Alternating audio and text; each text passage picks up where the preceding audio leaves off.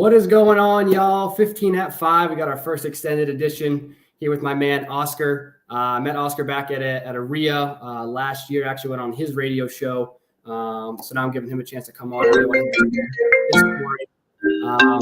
What he's kind of done with his whole company. Pretty incredible. But what's going on, Oscar? Thank you for having me, man. Sorry about that. No worries. Thank you for having me. Man. Business doesn't shut off. Yeah.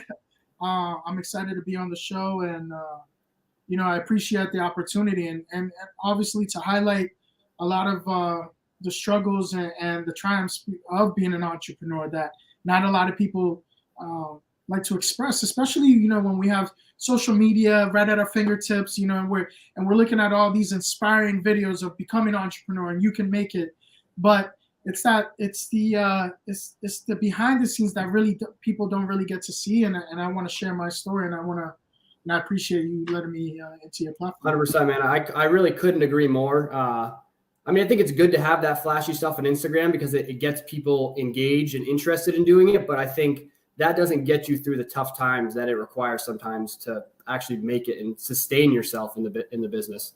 We'll definitely get into that. So first, just like quick background on you, the quick 1-2, how you got to where you are and where you're sitting right now. So this all started about 3 years ago in the middle of the beginning of the pandemic, actually.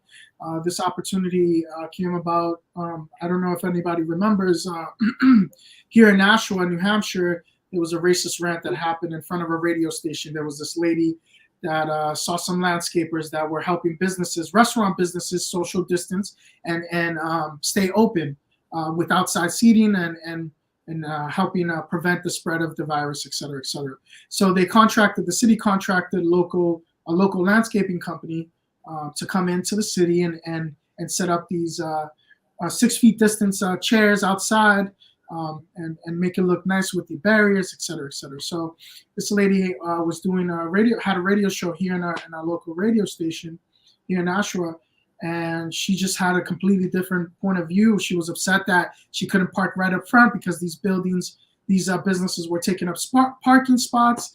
And long story short, she overheard the landscapers that were here legally and had working visas. She overheard them speaking Spanish, so she decided to take out her phone and go live within our platform and shun them for not speaking English in America. And they were speaking Spanish, and they were communicating with their foreman in the best way that they know how. And he was an American foreman that was speaking Spanish, she just shunned him, and she just completely, with a lot of hatred and bigotry, what was being broadcast in that day, she felt the right and to express that she was upset. And from that moment, I was starting to get tagged on social media. From this live that happened within my community, a lot of people started tagging me about this video, and I was baffled. I couldn't understand that this was happening here in Nashua, in these times, where people are dying, and we're noticing, the world coming together in solidarity, and this woman decided to shun these gentlemen down. So I decided to come down with a friend of mine, an artist, a friend of mine who's a local artist, and talk to these gentlemen and empathize with them in a situation where we know that this is a normal everyday for us, because we get this, believe it or not, we get this on a normal basis. And some of us have grown on with this, but we totally empathize with them, understanding that this is not the way it should be, that we as Latinos are essential workers. We're your landscapers, we're your construction workers, we're your electricians, we're your plumbers, we're your nannies, we're your cleaners.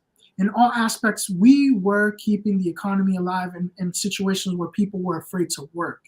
So how dare she come in with this manner to shun down individuals that had the right to speak in any language that they wanted, because this is what America stands for, the welcoming of the freedom and the diversity that it truly deserves. So from that moment, he said, hey, she's actually at a local radio station right across the street. We should go talk to the owners of the radio station and see if they can do anything about it. They decided not to, because this happened outside, freedom of speech, et cetera, et cetera. If it would have happened in the radio station, they would have gone another route. Long story short, we decided to take further action And within 48 hours, we decided to get 48,000 signatures. This happened on a Friday. By Monday morning, we delivered those petitions, electronic petitions, handed it to the radio station owners. They had no other choice but to get it removed. I had a pilot podcast called First Gen American. And what First Gen American is the swinging pendulum between the countries that our parents have left behind and the countries that we were born into but not fully accepted in this manner of situations like this. So what I wanted to do is I wanted to talk about the diversity within our community. Yes, there's a lot of First Gen Americans here that are happening every single day in America, but not all stories, not all journeys are alike. So by grabbing that perspective and educating the community from different perspectives of different walks of life, we can educate and also inspire a lot of other individuals from that moment and those shows, and giving it the platform and the opportunities of individuals and communities that don't really get the highlight that they deserve, right? So from that moment, I went to the radio station. We got it removed. There was a slot available. I fundraised enough money to buy that time slot, and now from her audience members that were listening to all this rhetoric about hatred, about bigotry, now we're educating them with First Gen American stories and the inspiration between the American dream and how it is that each individual obtains it from the first-hand perspective, right? Because we all are either First Gen American or fifth generation American, right? But we have to pay homage to the individuals that took that stride and got us here to obtain that American dream. And from those shows, we were able to develop so many more, like asking for a friend to be able to give you the opportunity to come on our show, but to be educated on entrepreneurs like yourself, man, and to how to obtain that American dream by investing and buying homes and getting into that real estate market. Incredible, man. It's absolutely incredible. When I first heard that story, I was just dumbfounded. But the fact to even say something, right, to have the courage to say something is one thing, right? Mm-hmm. It's another thing to just change the whole landscape of that radio station, right? And people listening to the radio in Nashua and creating a business. But you must have had some sort of entrepreneurial drive before that, right? Because how do you just get up and start a business out of nowhere? Like, how do you have that mental fortitude, that attitude, that drive? Like, had you wanted to start something entrepreneurial before, and this is kind of like the perfect opportunity, or explain that? Actually, you know what? Like, before I said to myself, before I turned 30, I wanted to give entrepreneurship a shot, and it was presented to me by my first business was actually a barbershop, a hair studio. Never cut hair, never lifted a clipper in my life, But the individual that I got involved with at the time, he was a master barber, and he had already a little bit of experience in the industry. He had the clientele, so it made sense that I can bring the operational aspect of it while he brings the creative side of it, right? And from trial and error, I never went to school for business. I just gathered my resources from around the community, like what does it entail to open a business? You need an accountant, you need a bookkeeper, et cetera, and you need a lawyer, you need to register, and trial and error. That's what business is all about. That's what entrepreneurship is all about. I was talking to somebody about this the other day. You can be great at what you're doing right now, and you're only as good as your last project. But come tomorrow, you can have a completely new, different perspective on business, and you have to pivot. Now, the individuals that are successful will roll with those punches and say, I got to reinvent myself. And then within my lifetime and in my journey as a first gen, I had to reinvent myself constantly over and over because the opportunities weren't presented to me. I had to go out there and get them.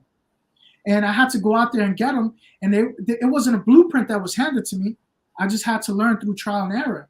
Some ventures cost me more money than others, and like partnerships and like with any other business, it's like a marriage, and some business ideas are good, some partnerships are bad, and vice versa. And I learned, and I knew that whatever didn't work on this business, I will make sure that I won't commit that same mistake on the next business moving forward. Absolutely. I think that's one of the biggest challenges for people in entrepreneurship is the fear of failure. It's one of the biggest fears, I think, for anyone doing anything. And I don't know if it's because we're trained in school to get A's and you're afraid to get bad grades. That kind of translates to other aspects of life, right? You don't want to fail. But it's such an integral part of being successful is failing, right? Because you have to try different things and see what works. And you're going to say you fail 9 times out of 10, but the 10th business idea takes off, and that's what kind of catapults you to the next stage. You had mentioned that you've constantly had to adapt. What are some of the ways that you've had to adapt as an entrepreneur, whether it's starting from that barbershop and going to the multimedia business, or even just within the multimedia business? How have you adapted? The way that I have adapted, and I appreciate this question, because I've adapted in situations where I know that there was a need, but there was an internal need within myself to get involved in that area of opportunity within the business, and I panned it off because it was convenient, right? Getting involved, I literally learning the layout of what type of projects come in and out of your business to familiarize yourself. Those are successful business owners. And for me, for the longest time, I thought that entrepreneurship, the misconception was entrepreneurship is about delegating, right? And the true aspect about it is you're only as strong as your weak link. I think you're only as strong as I think that you're only as strong as how much input you have within your business, right? And that comes in within knowing the logistics of in and out. And I did at the first grasp of my first business, I didn't have that. I should have picked up a clipper and familiarized myself within that so I can have that strength so that I'm not weak in that aspect, right? And vice versa within my partner. But because we were so focused, laser focused on those strengths instead of looking at the layout, that made some challenges, and that's where some heads, that's where the headbutting begins, and learning the layout. Reinventing yourself. Reinventing yourself is knowing the difference between you're good at something or you're great at something. Are you willing to sacrifice the good to become great? And when you're by yourself at nighttime and you're resting your head in that pillow, in that soft pillow, and the world is crumbling, you need to find that strength and that motivation within yourself to get up and say, this is not working. I want to cut my ties. I want to reinvent myself, and I want to continue moving forward. I want to, regardless of the whole world being against you, whether your partners are not agreeing with you, whether you're not seeing eye to eye, or whether you're a sole proprietor, you're by yourself. You have to pick yourself up and say, and be completely honest with yourself and say, this is not working. Forget about the noise, forget about the validation, forget about the praises that you get. If you're praise driven, especially within small communities in New Hampshire that we live in, if you're praise driven because you're brand new, you're exciting, you're something new, and all of a sudden that noise goes away, you have to be true to yourself and say, well, thank you for the praise. I know who I am, and I know what I have that it takes to make this business keep thriving and successful. This is what I'm going to do. 100%. And that's just phenomenal stuff. I think one of the big things with that is because obviously things take time, right? So at what point do you realize that this is not working? I need to pivot versus I need to last this out? Because it's like for us in real estate, right? When we're lead generating, we're marketing, we got to do a marketing strategy for at least 6 months, right? So it's not like, say after a month it doesn't work, oh, this doesn't work, I'm going to pivot, right? That you just haven't done it long enough, right? You have to do it for 6-7 months. It's kind of a similar situation to what you're saying, right? But on a larger scale. You have a business endeavor. At what point do you realize like this isn't working versus I just haven't done it long enough? Yeah, for some people, for every timeline is different for every business. It's not a all size one size fits all. But I would say really look at be consistent on how you manage your business, and most importantly, look at your data. Look at your spreadsheets. Look at your invoices. What made this client come back?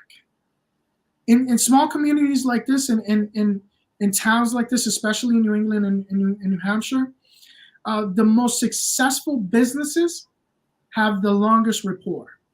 The consistency is what make you successful. It doesn't matter what project you did last. That was an amazing project. What's next? And keep pivoting and how can I improve this? How can I structure this? How can I multiply this? And for me to be able to look at that was through my invoices, through from what quarter to what quarter did I become stagnant, that nothing was coming in, right? What quarter was successful within the last? I'm only 3 years young in this business, right? So I'm looking at all the data from before. Now that I have the consistency, I'm looking at all the data of what wasted my time and my energy and my money. How was I sufficient enough, and what produced the most? Okay, this is successful. And what you're passionate about doing, because if you're not passionate about what you're doing, right, and you can make some, and the money's the plus, right? The money's the plus. That you're hoping that you're generating some money some way, somehow. But if you're still consistent with your creativity and what truly sparks on what keeps you going, everything else is an add-on. You can be super successful. I agree, especially if you're playing the long game, right? The Infinite Game. If you ever read the book, The Infinite Game by Simon Sinek, it's a great book. But it's about the long game, right? And if you're just chasing money, and I've kind of realized this as well, if you're just chasing money, you're not going to last. You'll never last. No. So it's got to be something you're passionate about. And then, yeah, like you said, the money is gravy, and that comes as a byproduct of what you're trying to do, but the money can't be the focus. And then obviously your KPIs are absolutely vital, even for us, right? Those are metrics, right? That's when you can actually make business decisions, right? For us, it's like, where's our marketing dollars going? Where are we getting the most deals? Okay, let's double down on that. Same thing for you, right? Where are the majority of my clients coming from? Maybe they're coming from a certain sector of Nashua or a certain demographic, right? Let's double or triple down on that demographic, because that's where we're getting the highest ROI. So that's super important. One thing I want to shift to real quick is on the belief side. What were some limiting beliefs you've had throughout this journey, and how have you overcome those? Limiting beliefs. As a first gen myself, starting this company, starting this media company, from the opportunity of the radio and finding a need within my community and engaging with these individuals from the BIPOC community. The limited beliefs is it can't be done, because there's other marketing agencies, there's other advertising agencies that are doing it, at a bigger scale than you. Why you, with minimum resource, minimum funding, why would you think that you're going to be successful at something? And I think that it's important. I think that it's important to not take for granted that motivation and cut the noise of those limited beliefs, because a lot of people within your own community will say they're projecting. They're projecting their own fears. Limited beliefs is crucial within, your loved ones, your family members, especially being a father for the first time. How are you going to provide? Those limited beliefs are, it's tough, especially when you hear from mentors that you look up to, that will sometimes push their own doubt again. It's tough, but if I'm answering the question right. No, that's great. That's great. I think part of it you alluded to is, I think your vision plays into this. What is your overall vision for the company, for yourself? Right. And that's got to be stronger than everything else, right? That has to be stronger than all that other noise for you to keep pushing forward, right? Because if one little criticism or one person doubting you knocks you off, then you probably weren't that serious about it in the beginning, or you didn't have a big enough why. Right. So I agree, and I think also being around the right people is vital.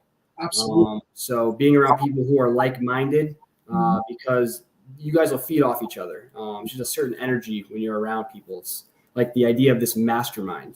Yeah. Just people with similar energy, similar mindset in the same area, and everything just multiplies. It's just absolutely phenomenal. If I may, one thing that I would like to add to that is a lot of entrepreneurs will have the capital to start a business, but won't have the mindset, won't have the grit to follow through. But I say, for the viewers and anybody that's listening, I would say that if you're going to start a business, if you're going to take that significant leap, I would say have your personal affairs in order. Have your personal affairs in order. And for young and for young males like ourselves, right? In an aspect where the reason I've been so successful is because I haven't had distractions around my surroundings, whether I'm in and out of the business. I'm laser focused. You become your business. You consume your business, right? But you have to have a perfect balance, and that perfect balance has to be aligned with your personal perspectives too. You know, your personal. If you don't have a well balanced home, you're not going to have a well balanced business. If you don't have your personal relationships in order, you're not going to have your professional relationships in order. That has to sync and align. That's where the marriage comes from within entrepreneurship. That's where all the components make sense. And for a lot of people, they feel like they got it. Until it's time to understand that they don't. And then that's a hard pill to swallow. Yeah, it's all interconnected, you know, personal, professional. And that's why it's important it's interesting when you're in a different season of your life, right? I might have been in the college season. Now I'm in the business season. It's like kind of got to adjust and figure out kind of the people you want around you, right? Because they're going to influence you. And it's one of the truest thing ever. Jim Rohn, I think, said it, but you are the sum of the 5 people that you spend the most time with. It's just a fact. Yeah. And you will either elevate to them or you will succumb to them. So you got to be hyper aware of who's around you. Absolutely. Yeah. Your net worth, your network is your net worth. It is. It's the most cliche thing ever, but it is so true. It's insane. You can literally know everyone and literally make money from just, for one thing, just connecting people. It can be a connector, right? And then 2, you'd be astonished how many doors get opened from networking and knowing people, right? How many people do you hear they just get jobs because they know someone? Literally didn't have anything to do with the resume or what they did, but they knew, like whoever, they knew John and John knew Jim and Jim gave you the job, right? It's incredible what network will do for you. A couple of things I want to hit on before we're over here is advice. So what kind of advice do you have for maybe someone who's looking to start a side hustle or start a business and really wants to get into it, but may have some obviously limiting beliefs or something like that, or maybe someone who's just getting started trying to scale it up and make it full time? Yeah. What do you say for that? That's a good question. My recommendation for anybody that's starting a business or to think that they're starting a business, right? Or just the notion of starting a business would be write everything down. Write everything down. I don't care if it's that first initial thought that might look like it's unattainable, it's unreachable. Write it down. And the reason why is because no matter where you are in life, you're always going to come back to that piece of paper, that thought, that note that inspired you from the first place. And it's going to re-spark that energy and that vision. And you're going to look at yourself maybe 6 months from that initial thought, maybe a year, 2 years, 3 years, maybe 10 years. And you're going to look at yourself and you're going to be like, that's why I started. That's why I became passionate. That's the idea that sparked, that innovated and changed everything, right? And the second is, after that idea, start a plan. Start a plan. Keep it to yourself. Don't advertise. Don't premature celebrate. No, remember, everybody has a great idea. Nobody wants to put in the work, right? And every individual that is excited for you won't pick in the housing industry or wherever industry you're in. Nobody will pick up a pen, a phone, or a hammer for you because you're not there yet. That glorifying validation, it all happens in waves, right? Write that idea down, make a plan, and protect that plan. Those are the 3 crucial steps on becoming an entrepreneur. Simplify it. Don't overthink it. We're in a generation that is constantly on social media, and we're looking at self-help books, and somebody's running an ad, and all of a sudden, do you want to become an entrepreneur? These are the 5 steps on how to do it. Forget all that. Some way, somehow, there's a schmuck that's going to take your money and is going to be like, well, I got you to this point, and then see you later. Good luck. And it's not a one-size-all-fits all, like I said earlier, but I would say write it down, Make a plan, protect that plan, regardless on who it is, who you're inviting to the table. Spark that idea and keep that close to your chest and run with it. Run. Don't be afraid. Don't be afraid to fail. So what? You got a secure job right now. You're surviving. I like to call people that are half entrepreneurs, half self-employed. I like to call those survival jobs. Those jobs that are going to get you through to the idea of the initial key entry to getting that business off the ground and turning the lights on that brick and mortar e-commerce, right? Those ideas are crucial. Those plans are impeccable. They have to be bulletproof, because regardless if you're sole proprietor or a partner, if you're a partner, it keeps everybody honest. This is why you came into business. This is what is expected from you. This is why I come to the business. This is what is expected of me, right? And stay true to that. Stay true to that plan, right? And then protecting it how? Is becoming an LLC or whatever the entity you want to start off with, right? And getting a business lawyer to overlook the situation. You go 50-50 with your partners. If they don't have initial costs to come to even protect your plan, then you know where it's at. Love that. That is awesome. That is some great tactical tips right there. I think that's both kind of that's like tactical, and it kind of helps with your vision, right? It's like your vision, write it down, protect it, and stay true to that. And I think integrated into that plan's got to be some sort of big why, like mission, right? But I love that. Yeah, that all comes into the inspiration. Your why is the crucial note, the beginning. Mm-hmm. Why you want to start this? Why am I passionate about this? Is there a need? Is there competition within a 25-mile radius? Is there competition right next door? What separates me from them? What separates them from me? Vice versa. For me, when I wanted to start in full circle, I did the radio show. I interviewed people from my community. I saw that they were inspired after the show. Instead of saying, "Thank you very much for your story, see you later, I got content," they came back and said, "You know what? I love what you're doing. I actually have ideas to start a business." From that moment, I said, "Well, let me teach you the ways from my mistakes to protect you. And let me open the doors on avenues of connections that I have to make your dream possible, right? Let me fast track this for you. And then, you know what? When you're ready, let me advertise and let me do a marketing strategy for you. And we can do it in areas that we've never been approached before, with news collaboratives." New Hampshire Business Magazine started a whole new article called 603 Diversity because of First Gen American. They saw that there was a lot of individuals that were getting interviewed, and they wanted to piggyback off of that. That's real change. I mean, that's real change. I feel like that's the whole goal of what you're trying to do. So that must be very satisfying to see that kind of that change in Invest in Business. Real quick, 3 questions I ask every guest here. Who has influenced your personal and professional development the most, right? And what I mean by this is either someone you follow, look up to, or either like provides a ton of value to people. So it could be someone you follow on social media or some sort of business person, or it could be not a business person, but who's kind of influenced you and kept your drive going, would you say? Someone you follow. You don't have to know them. There's just someone you follow. Obviously within my timeline in life, a lot of individuals, but the first individual that comes to mind is without a doubt my dad. My dad came into this country, you hear stories about First Gen. My dad came into this country with $2, in his pocket. I was born and raised in New York. He landed in New York City, for the first time.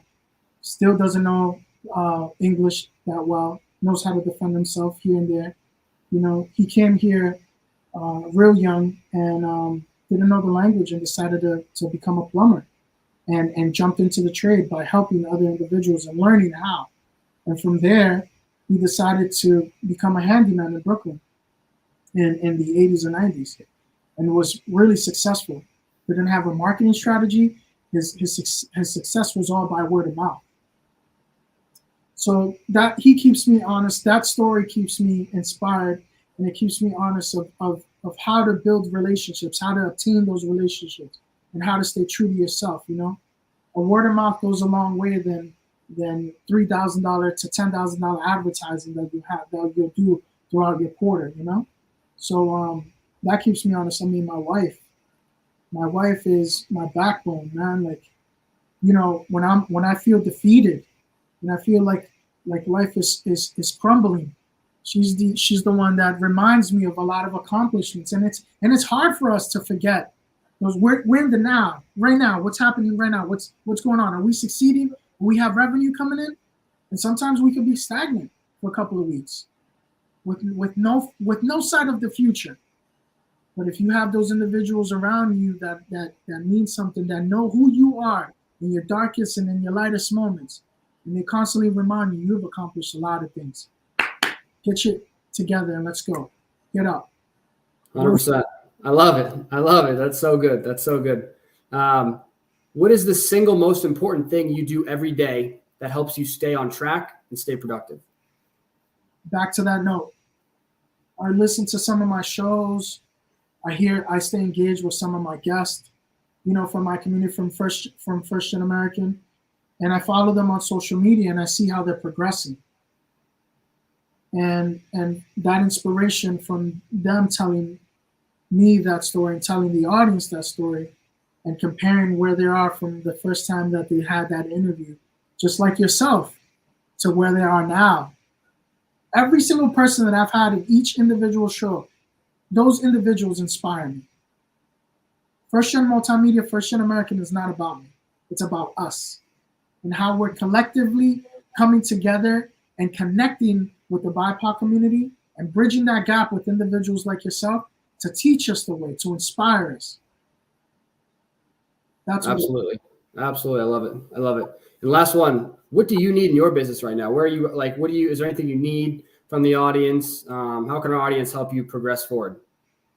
You know, I think that education is big right now, especially in so many areas that we're consuming it, right? But I would invite your audience members and anybody that's watching or listening to this to see it from a first gen's perspective. Somebody that has a whole lot of weight on their shoulders, right? That feels that pressure of achieving the American dream because of the sacrifices that their parents have made to come here and to become something, right? And to see how they get up, regardless of not knowing and educating themselves in every single aspect of life, with the world against us in situations of opportunities that haven't been presented, and the ways that we're navigating through these networks and still becoming something, creating something amazing, and then going back into our community and inspiring, right? That's something that I would love, and I do love to share every single day. No different than the person that opened the food truck, no different than the First Gen artist that opened the art gallery, that have nonprofits, that have, you know, that are construction workers. Those individuals, those stories. Everybody's so intrigued about the finished product. I'm more intrigued about the journey. And I invite everybody to listen. I love it. So many different avenues we could go down and talk about this for hours, but I think that's a really good point you bring up, because I think entrepreneurship, the goal of entrepreneurship is to develop, right, create businesses and better the community around you, right? Better the economy, whether it's the economy or the community or whatever your mission is. I think that's the goal of entrepreneurship ultimately, is to make things around you better. And I think you're doing that. You're making an impact, and I respect everything you're doing. I appreciate you coming on today, man. We keep it tight here, just over the 30-minute mark, but I appreciate you coming in. Where can people find more about you? I'll make sure to put that in the show notes. Yeah, sure. FGMshows.com. FGM Shows. You heard it here first, folks. But yeah, appreciate everyone watching and everyone who will watch us in the future. But yeah, for now, that is it. Peace. Peace.